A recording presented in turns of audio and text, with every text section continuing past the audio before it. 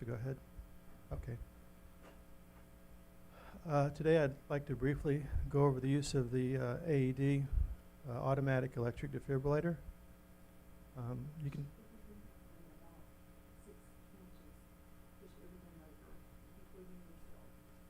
Okay. Right there? All right. So I'd like to go over the use of the AED today, automatic electric defibrillator. And these are very commonly found just a lot of places these days. You go on Walmart, there should be one. In just about any public meeting place. And they're designed so that anybody should be able to use them, even without having anyone to give you instruction. They're just so simple to use that anyone should be able to use them. So let me just give you a little bit of history. AEDs have been around for the public since 2004. The out-of-hospital survival rate with AEDs is as much as 38%, which may not sound good, but with CPR alone, it's 10% or less. So actually, AEDs have been a step up in terms of success rates for people who have cardiac arrest, out-of-hospital cardiac arrest. As the name said, it says it's a defibrillator. Defibrillators have actually been in use since 1947. The first one was used at Case Western University. I think that's in Michigan, on a 17-year-old boy who was having congenital heart surgery. So that's actually been around quite a while. But as far as the public is concerned, we've only had access to it since 2004. So let's kind of look at the big picture here. What are we trying to accomplish when we shock someone who's had cardiac arrest? Well, the big picture is this: you can live without food for 3 weeks or more, depending on your health. You can live without water for 3 days or more, depending on your health. When you don't have oxygen, you can only live a few minutes. The typical, the average adult male, 70-kilogram male, uses 3.5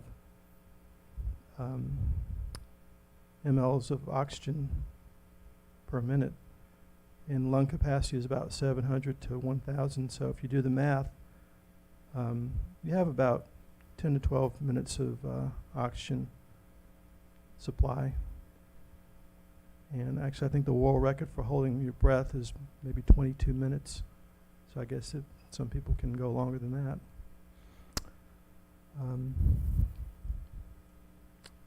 So we're trying to basically make sure that all the cells in the body get oxygen.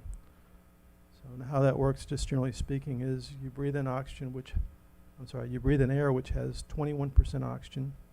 It goes into the lungs, and in the lungs it's transported to the blood vessels, and the red blood cells then take that oxygen to all the tissues in the body. And there are other methods that those cells can make energy, but the main way is oxygen. And if you don't have oxygen, you do have cell death in the brain starting in about 4 minutes when they're deprived of oxygen. So oxygen is very important.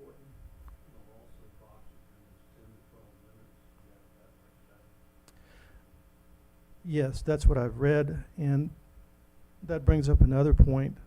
Traditionally,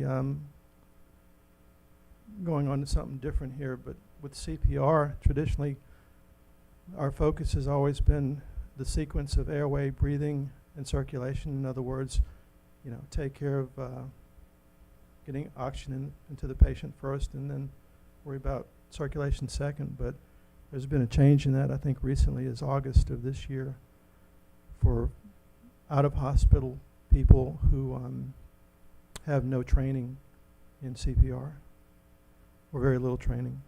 And the reason is because of what you just mentioned. If you do nothing, they still have enough oxygen to last a while. And I say 10 to 12 minutes. It's going to vary from person to person, depending on factors such as your age. and any health conditions. It's going to be less in children and infants because they have a higher metabolism, but in adults, you probably do have about 10 to 12 minutes. So another reason you could actually just do the compressions only. We're talking about CPR now, as opposed to the breathing and the compressions is what we just said. You know, you do have a few minutes. So if you're actually near a hospital, you're fine. Or if EMS is good about coming in a timely manner, you're fine if you don't feel comfortable doing the breaths. And also, one study showed that most people don't even do the breaths anyway in a situation where you have an out-of-hospital cardiac arrest and you have people who aren't trained to do it. They tend not to do it anyway. So, and the thinking is also it just wastes time. The main thing is the compressions. You have enough oxygen for a few minutes, but you still have to get it to the cells. You have to circulate it. The heart is the problem. It's not working. So if you do compressions, you can still circulate what they have in their body to their cells and keep them alive. So we'll look at the AED in just a second, but first of all, has anybody had CPR? Okay, so you have some experience. So this is not new. So let's go over a situation. Let's say we have a 57-year-old woman in our congregation and she collapses. What will be the first thing that you do? Just take a guess. Exactly. You know, don't assume that they are, don't assume anything. Shake them. Say, are you okay? They may respond. If they don't, then what do you do?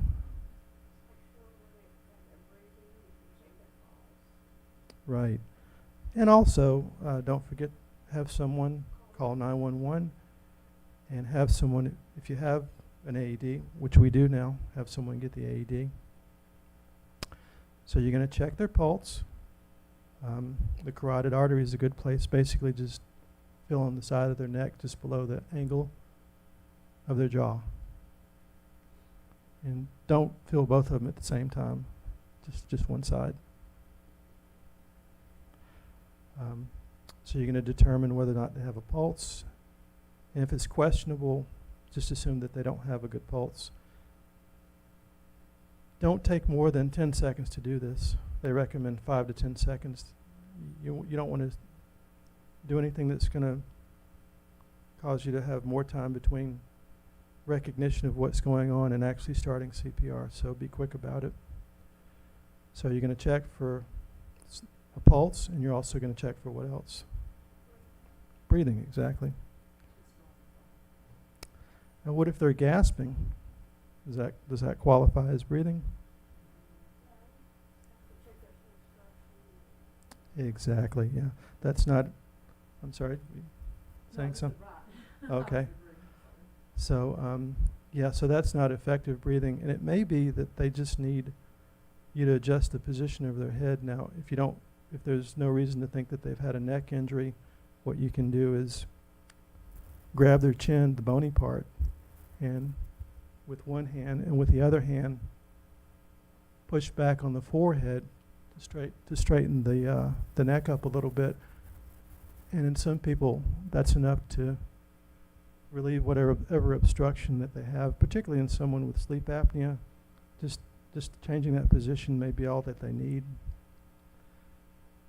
If you're concerned that they may have injured their neck, you're not going to do that, but you're going to actually grab the angle of the jaw on both sides and pull up without moving the neck. And that, if they have an obstruction that's related to position, that may relieve the obstruction. Any questions? Okay. All right, so you've checked the pulse, you've checked the breathing. Let's say that they have a pulse, but they are not breathing. What will be your next move? Exactly. And we already talked about, the recommendations have changed, but let's say that we're all experienced and you feel comfortable doing that. We have barrier methods, so you don't have to actually make physical contact with them. If you look in the AED bag, I think it's in that red bag right there, which is with the AED. There should be some a barrier mask. Basically, you put it.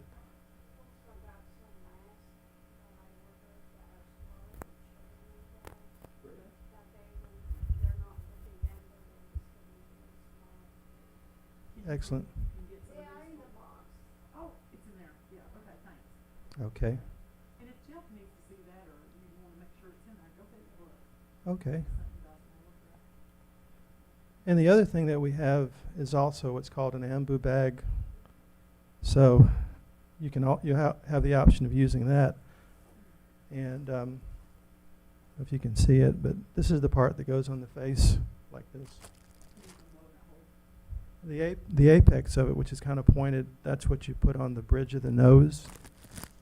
So you put it right there and make a seal. If you have facial hair, you're gonna have to press a little bit, use a little bit more force to make a seal. So basically, you connect the ambu bag to the mask. They fit together.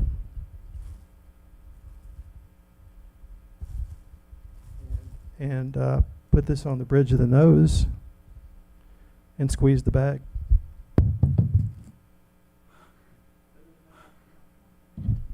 As you can see, it's self-inflating. You press you squeeze the bag, you push air in, and it self-inflates, and you can do it again. So if you've got a cold or something, you don't give the person the cold, and you don't get whatever they got.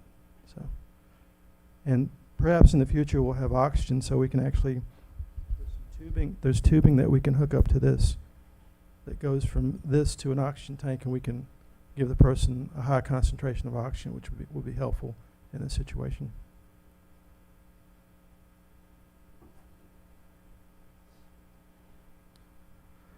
So at this point we're giving rescue breaths. Does anybody have any idea of what the rate of breathing for an adult, a typical adult, would be?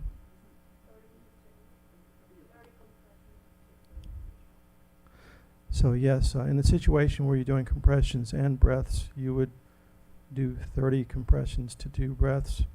So in the situation that we have here, we have a pulse, but we don't have any breathing, so we're just doing the breathing part. Yes, ma'am. So we would do 1 breath every 6 seconds, which is 10 breaths per minute, which is probably good for most people. Again, in children and infants, it's going to be faster. They breathe faster. It's going to be a higher rate. It's going to be a breath every 2 to 3 seconds, so 20 to 30 breaths a minute for a child, which would be 12 years to 1 year old, or an infant, which would be 1 and under.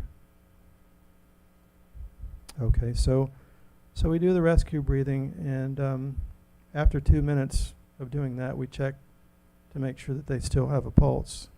And lo and behold, they don't have a pulse. So what do we do now? Right. And as you mentioned, we're going to do 30 compressions. And after that, we're going to do 2 breaths and then start that cycle over again.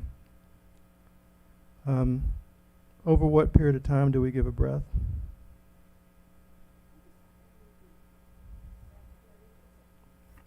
So, actually, I don't think I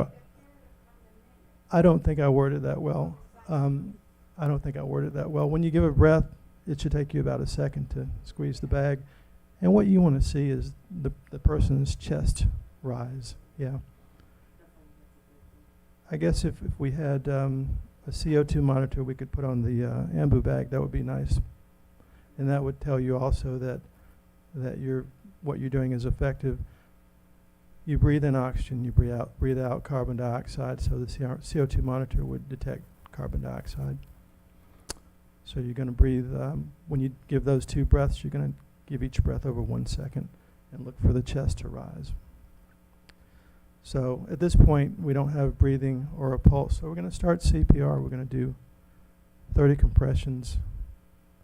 After that, 2 breaths, and repeat that cycle for at least 2 minutes. That's about 5 cycles. How will we do the compressions? What is the technique by which we do compressions? Sure.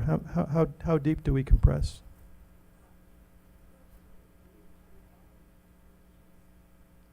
So for an adult, typically it's going to be 2 to 2.5 inches. For a child, it's going to be 2 inches. And for an infant, it's going to be 1.5, or you can just eyeball them. It's going to be 1/3 the width of their chest. So for an adult, remember 2.5. And what you want to do is, if I have a person lying here who is collapsed and I'm going to do compressions, you want to stand over them. And let me draw a picture up here.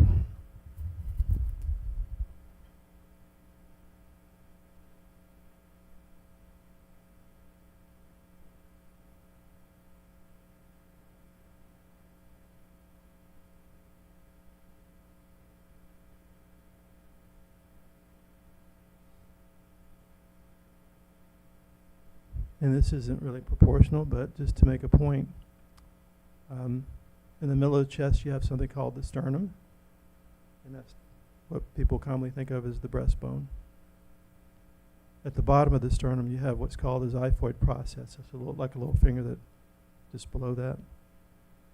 What you want to do is put the heel of your hand on top of the sternum. Try not to put it on the xiphoid process. That can puncture something inside, especially when you're really pushing hard and you got a lot of adrenaline. Did you have a question? About a baby or a child at this point? I'm just talking in general, but yeah, but especially with an infant. I mean, obviously they're more fragile. Do the 2 thumbs with an infant? Or is that not the same for kind of your scope? Because we were taught kind of to do the 2 thumbs, especially for a smaller chest. Right. Or, yeah, those 2, yeah. So there are 2 approaches for an infant. You can take 2 fingers and about 2 inches below the nipple line, give downward compressions about 1/3 the width of the chest. Or you can encircle the child with your hand if they're small enough, and use those 2 thumbs. So you can do it either way. That would probably be easier if they were in your lap, I guess. Yeah. So anyway, so you have someone and you're going to do compressions. You've got your hand in the right place. So you want your heel right in their sternum. And you take both hands and lock them together like so.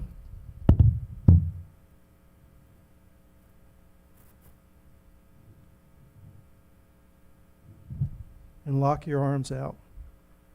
And you're going to do the compressions basically with your shoulders and back.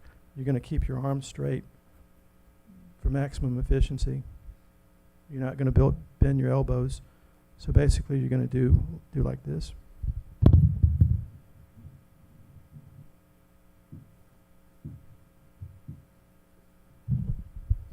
So if you're putting your weight into it, you should get good quality, high quality compressions.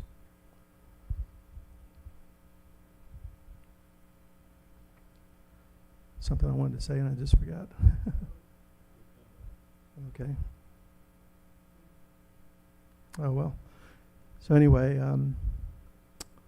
30 to 2. 30 compressions to 2 breaths, 5 cycles, 2 minutes. And hopefully by that point, someone has the AED and you can go ahead and power it on. And it's basically going to tell you what you need to do. It's very easy to use. It's going to, first of all, it's going to tell you need to take the person's shirt off or any clothing that they have on. And in the AED, in the bag that comes with the AED, there's some scissors in case you need to use that. Right. Sure. Let's just open that up. For a little house clean, not really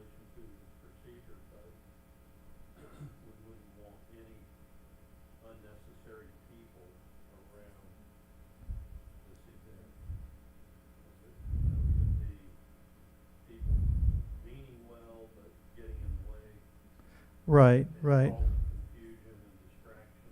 So right. only a medical team or safety team should be around that person, patient.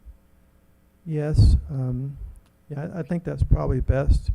Particularly, you never know how a loved one's going to react to what's going on. They may be helpful, they may not be helpful, they may interfere with what's going on, so. They would be the exception to the rule, but Yeah, other people right. just curious, Right, they need to go outside, right, especially if you're taking away loud. Right, give a little privacy. right. You want to be respectful of the person that's having this done to done for them. Yes.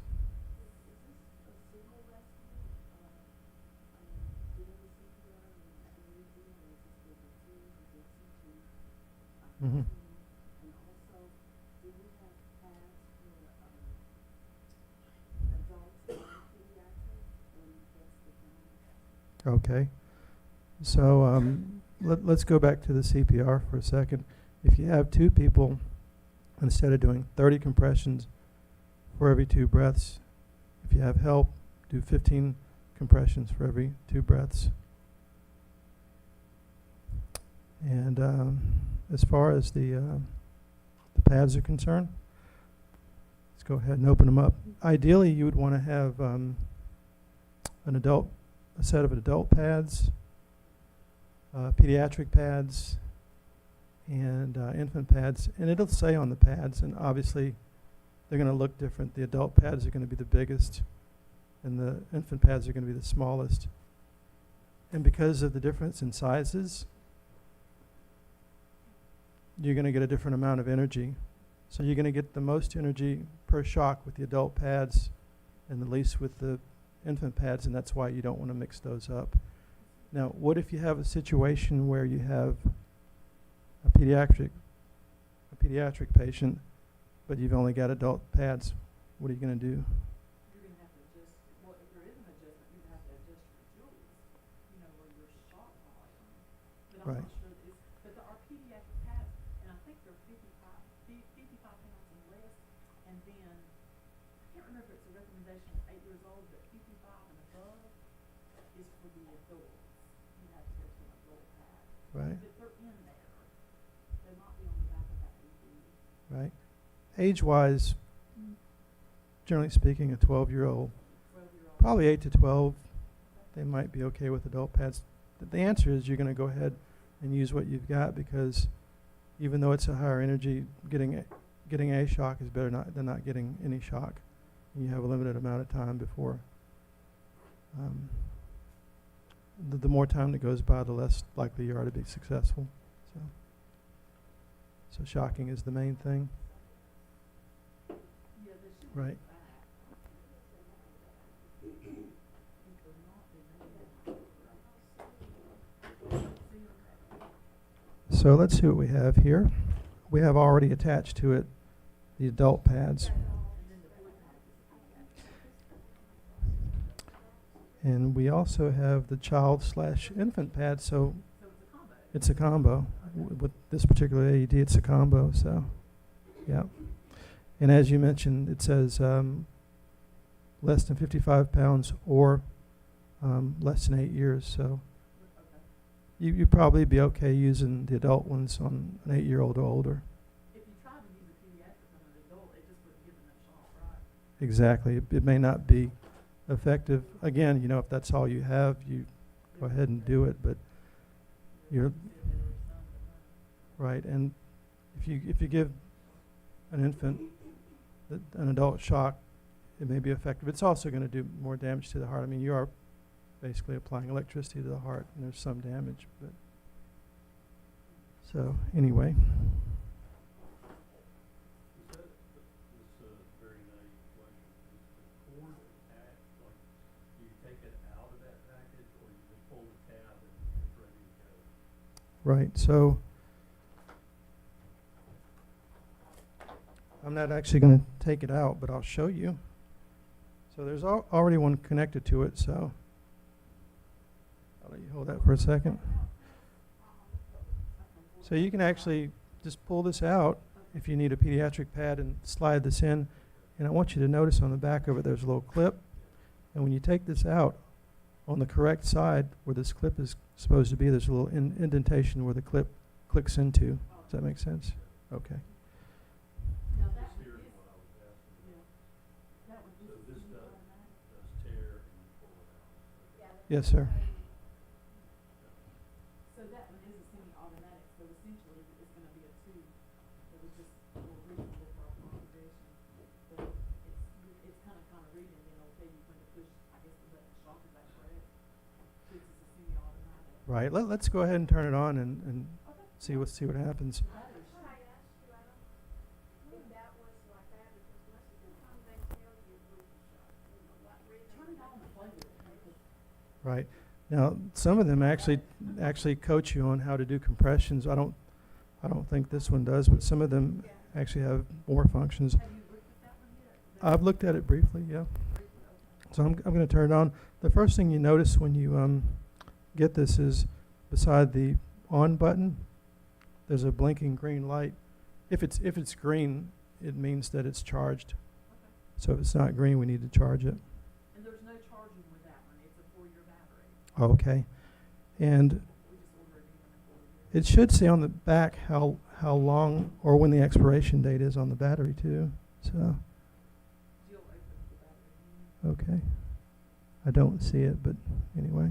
But just thinking about another thing, if in the future we want to go to just an automatic, we could keep that one as an extra, like to go to some codes, Mm-hmm. if we ever, but that one was our first step, at least get something to get that. Okay. Sure. While you're doing that, Talk and I'll just okay. hold it up. Why? I'm also going to look in the bag, and we'll see what we got in the bag. So we got a couple of things here. So before you put the pads on, you may notice that the person's very hairy, and you want the contact to, as much of the pads to be in contact with the skin as possible. So what you should do is get an alcohol wipe, clean it off a little bit. If there's anything else there, you need to clean it off, blood, for example. And then there's a razor in here. You can shave off a spot big enough for the pad. For an adult, you're going to want to put the pad in the right upper chest. And on the left side, about a hand breadth below the armpit, right here. For an infant, you're going to put it in the middle of the chest, between the nipples, and on the same side in the back between the shoulder blades. And he has the pictures here too, on the front, I can't remember. Where does the adult go? Yeah, this is the ball, and it has the picture where the past here and the breast. I'm sorry, what was your question? On an adult. Okay, so it's going to go right here. Well, you got one right there, and you got one right here. Yeah. So the heart sits in the thoracic cavity, sort of like this, kind of pointing that way. So you want the electricity to go right through it.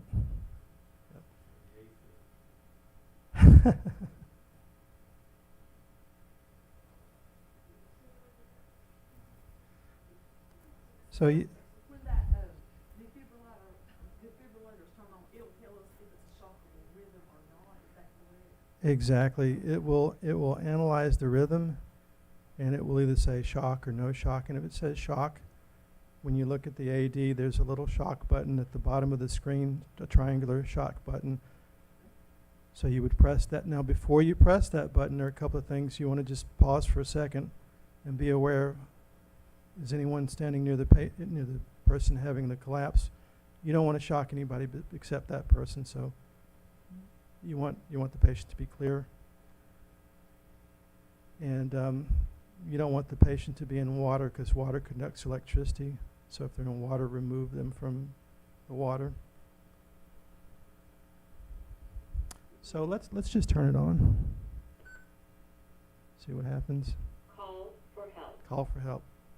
Follow instructions to apply pads. Remove clothing from I would, yeah, Locate absolutely. Yeah. PADS package in back of AED. Tear open PADS package. Peel adhesive pads from blue liner. Apply pads to patient's bare chest as shown. Remove clothing from patient's chest. Locate PADS package in back of AED. Tear open PADS package.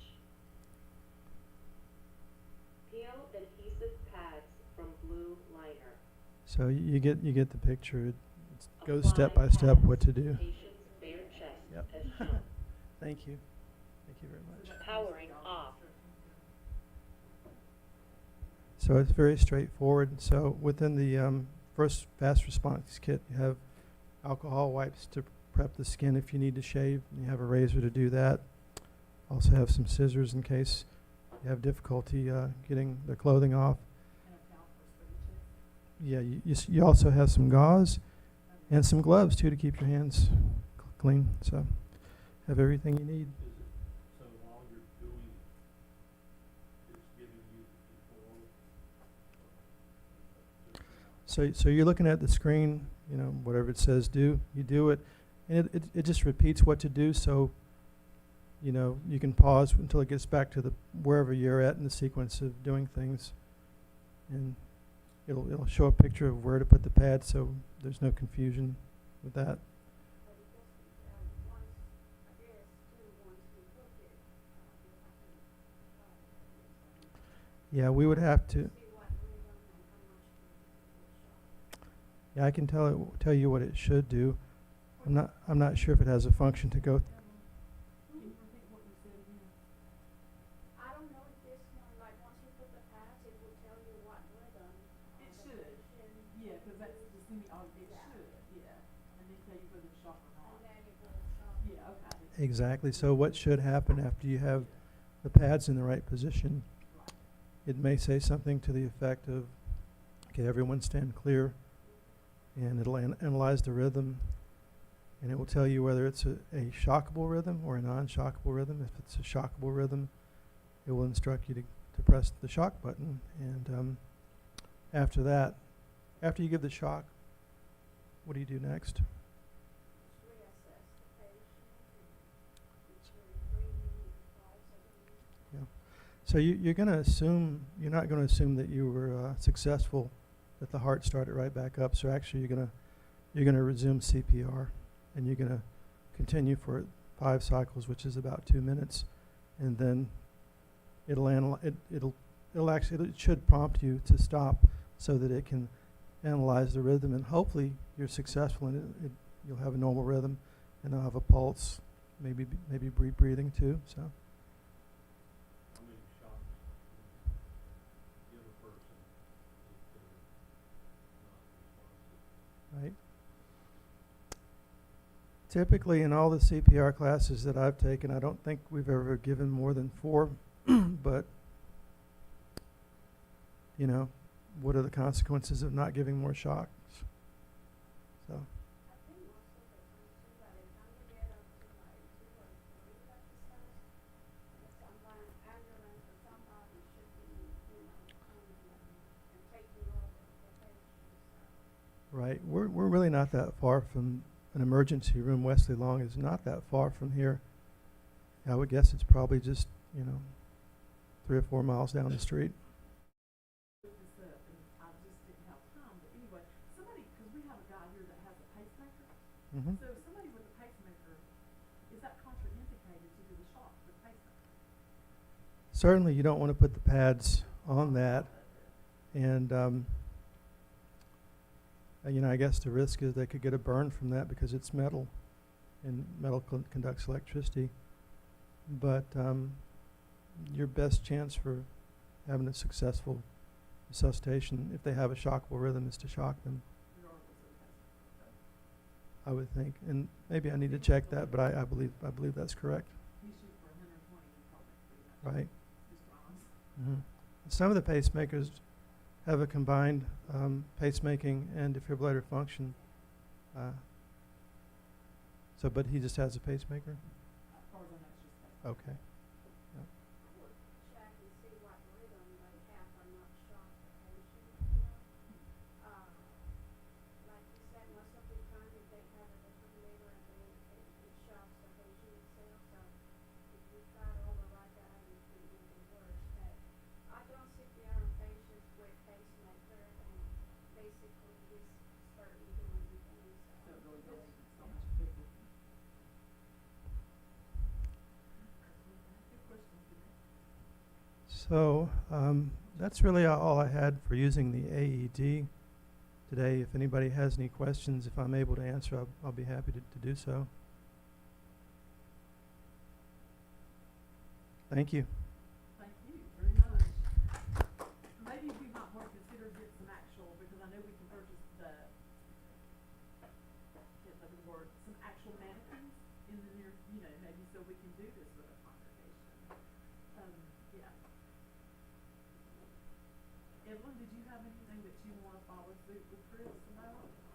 Anything you'd like the congregation to think about? Personally, I mean, this is important, but to me, I mean, through the years, I'm not sure your experience, the basic CPR still save lives as much as having or not an AED, you know. I think that the check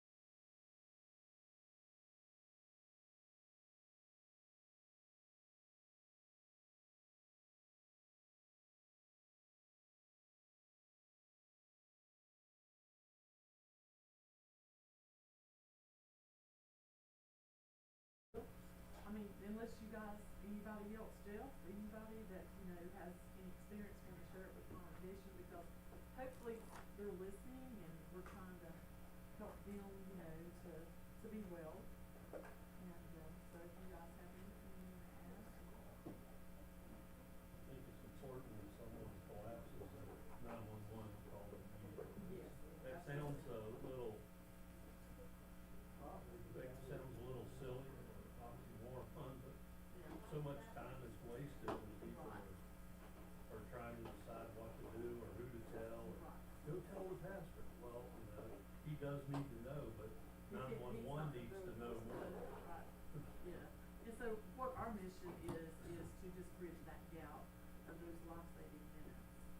And you know, initially, this was with first aid, and it was just in case we do have an active shooter. But then, the recommendation is that you have a security team in the hospital, you have some kind of little emergency response, slash medical, response team, and so, you know, that's kind of what the OB wanted. They wanted both of those things in play. And so, but it's everybody can be involved. It's not just us or people that have CPR or MDs or nurses or emergency response people. Everybody can be involved and help according to what you're, you know, what you're able to do. So, yeah. So I'm not gonna get up there in front of the camera, but this was our team. Did you have anything else, Evelyn or anybody else? So, you know, we do wanna do ongoing, some kind of like a little, teaching monthly. Our next meeting is gonna be on the 17th, which is a Sunday, and that's in December. And if anybody has anything that they wanna share with us, they can, relating to,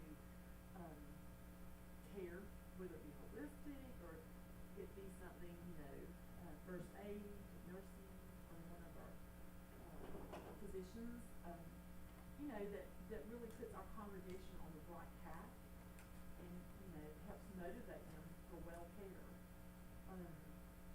So we want to be interactive with congregations as we go along, not just pick up the pieces after stuff has happened. But we are not fulfilling just someone's care. You know, we're just, in other words, we're routine care. We're just acting as emergency response leaders and maybe teachers that can help. I hope that makes sense. But yeah, and that's pretty much it. And so everybody that wants to get involved, get involved. I'm sure there's some more that they can help. And thanks for everybody that's brought all the equipment, whether it be equipment, medicine, tactical support. We have an abundance of gauzes and stuff back there. So so thanks everybody who has brought that stuff, cause you're showing that you really care, and we appreciate that. So, and I think that's about all for today. Thank you, Chris, very much. And what, would you actually do CPR? Right here? Well, no, I was saying, until you do, Okay.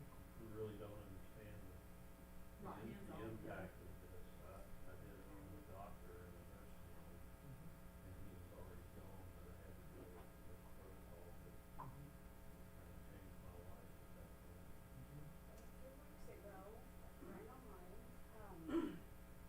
in Tennessee, Chris, will you give her a mic? Do you have that mic still? oh, no, this is Oh, just you a don't, personal. you want me to turn off Yeah, now? no, and I can you know, turn off. they